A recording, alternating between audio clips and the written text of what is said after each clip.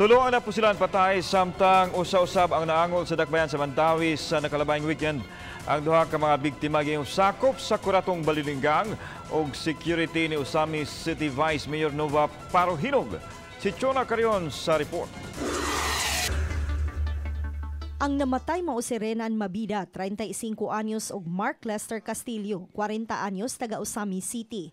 Ang duha ka biktima nga luwan sa motorsiklo giingong giatngan sa mga mamumuno diha sa H. Abellana Street, Barangay Cubacob.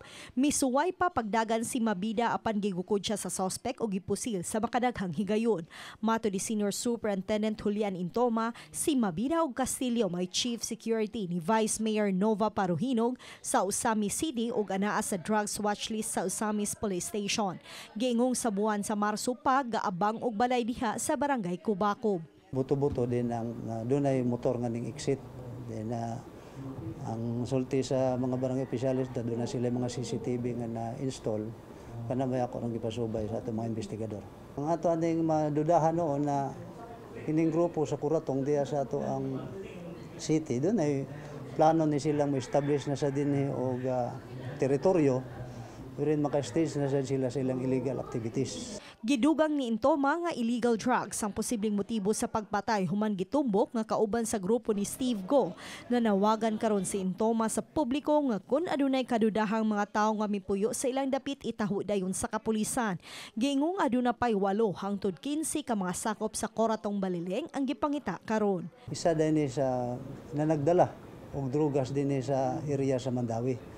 Ay ang ama napansin ganti-gantihan kay ang atong mapansin ang Mandawi City, ang group na una din nag-operate is ang kang Steve Go nga grupo.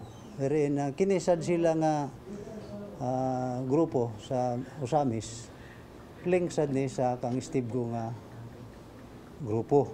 Kaya ang atong makanan karon na sa either nag-cleansing sila o nagsingilay sila sa ilang kwartang mga agi. Samtang patay usab ang drug suspect nga si Alejandro Biones alias Unga, 41 anyos, taga Barangay Labugon.